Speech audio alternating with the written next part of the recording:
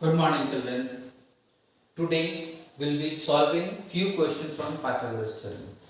कल हम लोग Pythagoras theorem पढ़े थे and we have seen that in Pythagoras theorem, in a right angle triangle, hypotenuse square is equals to sum of square of remaining two sides. तो उस पे based हम लोग कुछ क्वेश्चंस आज करेंगे. तो आज हम लोग के क्वेश्चन में पहला क्वेश्चन में ये एक फिगर है. यहाँ पर दो ट्राइंगल है और AB का वैल्यू दिया हुआ 12, AC का वैल्यू दिया हुआ 13, CD का वैल्यू दिया हुआ 10 और DE का वैल्यू दिया हुआ 6 and we need to find the value of BE जिसको हम लोग यहाँ पर x लिखे हैं. ठीक है, so we need to find the value of x in the given figure and both the triangles are right angle triangle. यहाँ पे लिखा ये साइन दिया हुआ, ये साइन का मतलब होता है ये ट्रायंगल जो है राइट एंगल ट्रायंगल. तो एक एक करके हम लोग पाइथागोरस थ्योरम लगाते हैं. एक बार इन ट्रायंगल ABC, एक बार हम लोग पहली बार लगाएंगे इन ट्रायंगल ABC. तो यहाँ पर इन ट्रायंगल ABC हम लोग पाइथागोरस थ्योरम लगाएं.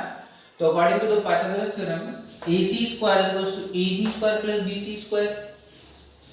वैल्यू सब्स्टिट्यूट करेंगे, कैलकुलेट करेंगे और हम लोग को BC का वैल्यू मिलेगा 5. So we have got the value of BC as 5 units. That is from here to here. ठीक है. सिमिलरली हम लोग ट्रायंगल CDE में फिर पाइथागोरस थ्योरम लगाएंगे. DC square is equals to DE square plus C square. फिर 10, 6 और C की जगह C लिख के वैल्यू सब्स्टिट्यूट करेंगे and will calculate and get the value of CE as 8 और CE का वैल्यू हम लोग को मिलेगा 8. तो अब आप लोग देख सकते हैं कि आपके पास BC है, CE है and we need to find x that is BE. तो BE क्या होगा एक्चुअली में? BE जो होगा वो BC प्लस C दोनों को ऐड कर देने से BE मिलेगा. So BE equals to BC plus C यानी कि x is equals to 5 plus 8 that is 13. तो इस तरह से हम लोग पाइथागोरस थ्योरम को यूज करके इसका बहुत सारा एप्लीकेशन में इसको हम लोग यूज कर सकते हैं.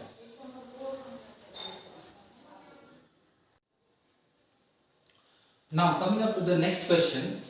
यहाँ पर बोला जा रहा है can these be the sides of a right angle triangle. तो यहाँ पर तीन लेंथ दिया हुआ है. These are the lengths of the three sides of a triangle और बोला जा रहा है कि क्या ये जो लेंथ है किसी राइट एंगल ट्रायंगल को रिप्रेजेंट करता है. क्या ये जो लेंथ है किसी राइट एंगल ट्रायंगल का लेंथ पॉसिबल है. तो ये तभी पॉसिबल है जब ये तीनों पाइथागोरस प्रॉपर्टी फॉलो करेगा. तो पाइथागोरस प्रॉपर्टी मतलब क्या है कि हम लोग का h square is equals to p square plus b square होना चाहिए. तो इसमें जो लॉन्गेस्ट साइड होगा, इन तीनों में जो लॉन्गेस्ट साइड होगा उसको हम लोग हाइपोटेनस कंसीडर करेंगे और बाकी दोनों किसी को भी परपेंडिकुलर और किसी को भी बेस मान सकते हैं. मतलब 5.6 can be perpendicular, 5.6 can be base also और 4.2 can be base else it can be perpendicular also. पर जो लॉन्गेस्ट है 7 है वो फॉर श्योर हाइपोटेनस होगा. तो कंसीडरिंग दिस हम लोग हाइपोटेनस को 7 मान लिए, 5.6 को परपेंडिकुलर मान लिए और 4.2 को बेस मान लिए. तो हम लोग का क्या होता है Pythagoras property h square equals to p square plus b square. तो उसके हिसाब से हम लोग सबका स्क्वायर निकालेंगे. 7 का स्क्वायर आया 49, 5.6 का स्क्वायर आया 31.36 और 4.2 का स्क्वायर आया 17.64. तो एक बार हम लोग ये जो दोनों स्मॉलर साइड्स है इन दोनों का स्क्वायर को ऐड करते हैं. तो इन दोनों के स्क्वायर को ऐड किए वी गॉट 49 जो कि लॉन्गेस्ट साइड का स्क्वायर है. यानी कि 7 square is equals to 5.6 square plus 4.2 square. ये हम लोग को वैलिड है, ये जो है ये ट्रू है. यानी कि ये तीनों साइड जो है वो पाइथागोरस प्रॉपर्टी के अकॉर्डिंग सेट होता है.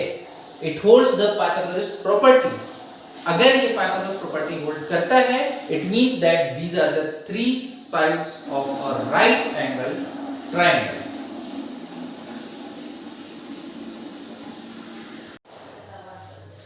Yes, now coming to the next example of the same variety. यहाँ पर हम लोग को बोला जा रहा है can these be the sides of a right angle triangle.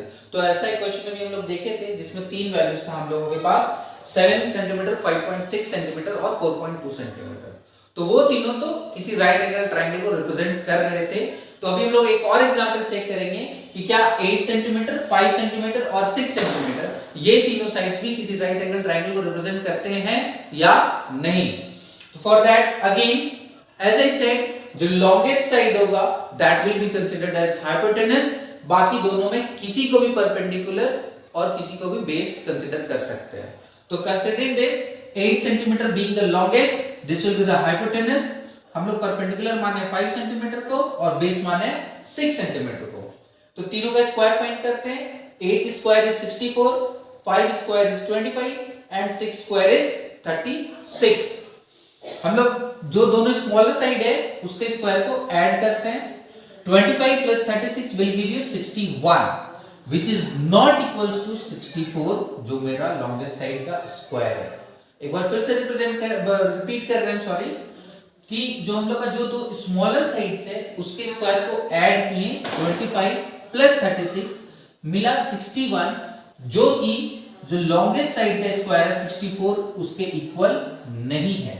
यानी 5 square plus 6 square is not equals to 8 square, जबकि पाइथागोरस प्रॉपर्टी बोलता है कि हाइपोटेनस का स्क्वायर जो है वो sum of the remaining two sides का स्क्वायर होना ही चाहिए, पर यहाँ ऐसा नहीं है। It means that it does not hold the Pythagoras property, यानी कि ये पाइथागोरस प्रॉपर्टी को फॉलो नहीं कर रहा है। और चूंकि ये पाइथागोरस प्रॉपर्टी को फॉलो नहीं करेगा, so this can not be the sides of a right angle triangle. Therefore, this cannot be the sides of a right angle triangle. I feel everyone understood.